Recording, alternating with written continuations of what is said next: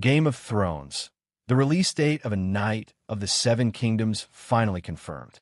The wait is officially over, and HBO just gave us the date we have been begging for since they first whispered about Dunk and Egg coming to our screens. If you have been refreshing your feeds like a maniac waiting for this announcement, congratulations, your patience just paid off in the most spectacular way possible. Smash that subscribe button and hit the notification bell, because we are about to break down everything you need to know about when A Knight of the Seven Kingdoms is finally gracing our television screens. And trust me, the timing could not be more perfect. HBO has officially confirmed that A Knight of the Seven Kingdoms will premiere in late 2025, and the internet is collectively losing its mind in the best way possible. We are talking about a release window that positions this show as the next major event in the Game of Thrones universe. And after years of speculation, rumors, and that agonizing silence that made us question if this was all just a beautiful dream, we finally have confirmation that Dunk and Egg are really happening. This is not a drill, people. This is happening, and it is happening soon. Now let us talk about why this timing is absolutely genius from a strategic standpoint. HBO is clearly learning from their past mistakes. And by past mistakes, I mean the catastrophic fumbling of the Game of Thrones finale that left fans feeling like they just watched their favorite character get voted off a reality show. By giving us a concrete release window in late 2025, they are building anticipation without overpromising. They are saying, hey, we have got something special cooking, and we're taking our time to make sure we do not mess this up. And honestly, that is exactly what we need to hear right now. The announcement came with just enough information to get us excited, but not so much that we are drowning in spoilers, which is the sweet spot every franchise should aim for, but somehow always misses. We know the show is coming late 2025, we know production is well underway, and we know that HBO is treating this project with the reverence it deserves. This is not some rushed cash grab trying to capitalize on nostalgia. This is a carefully crafted return to Westeros that understands the assignment and is actually doing the homework this time. But here is where things get really interesting. The late 2025 release date means we are looking at roughly a year from now, maybe slightly less depending on when exactly late means in HBO's calendar. That is the perfect amount of time to build hype without letting the momentum die. Think about it. We are close enough that the marketing machine can start revving up, but far enough away that they can perfect every single frame, every sword swing, every witty exchange between Dunk and Egg. Quality takes time, and after watching other franchises rush their content and face the consequences, it is refreshing to see patience being practiced. Let's break down what this timeline actually means for the production. If we're looking at a late 2025 premiere, that suggests filming is either complete or in its final stages right now. Post-production for a show of this scale typically takes several months, especially when you're dealing with the kind of visual effects, sound design, and meticulous editing that a Game of Thrones spin-off demands. We're not talking about a sitcom shot on 3 cameras in front of a live studio audience.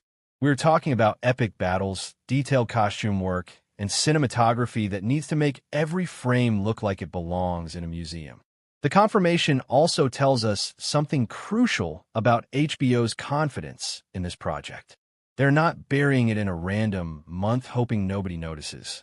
Late 2025 positions A Knight of the Seven Kingdoms as a premium event, likely targeting that sweet spot of either late fall or early winter when everyone is back inside, cozy, and ready to binge-watch nights doing nightly things. It is the kind of release strategy reserved for shows they believe will dominate the cultural conversation, and after the massive success of House of the Dragon, they clearly think lightning can strike twice. Or 3 times. You get the idea. Now, let us address the elephant in the room that is actually a dragon wearing an elephant costume. How does this release date stack up against other streaming juggernauts and television events? Late 2025 is shaping up to be absolutely packed with content.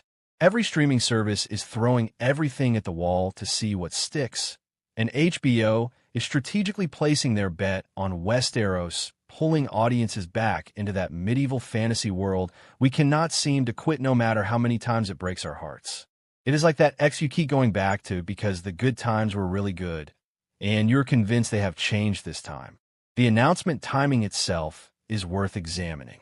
HBO dropped this confirmation during a period when Game of Thrones buzz was already building thanks to various anniversary celebrations and renewed interest in the franchise. They are riding the wave of nostalgia while simultaneously promising something fresh. It is marketing genius, really. They are saying, "Remember how much you love this universe? Well, we have got more for you, and this time we promise not to destroy your faith in television." That is a paraphrase, but you get the sentiment.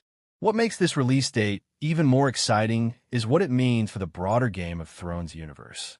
HBO is clearly building a multi-year strategy for Westeros content. With House of the Dragon already delivering multiple seasons and A Knight of the Seven Kingdoms now locked for late 2025, we're looking at a sustained presence of this franchise on our screens. It is the Marvel Cinematic Universe approach, but with more swords and significantly less spandex. They're creating a television ecosystem where Westeros never really leaves. It just shifts focus to different eras and different stories. The late 2025 window also suggests we might see the show drop in that coveted October through December slot, which is historically when HBO launches their prestige programming. Think about it. Fall and winter are when people are most likely to stay indoors, curl up with blankets, and commit to multi-episode binges. It is when award season buzz starts building, and it is when shows can dominate social media conversations because everyone is watching at the same time instead of spreading viewership across sunny beach days and summer vacations. HBO knows what they are doing, and this timing is no accident. Let us talk about what this means for fans who have been waiting for this adaptation since George R.R. Martin first published these novellas. The Dunk and Egg stories have been fan favorites for years, beloved for their intimate SCA.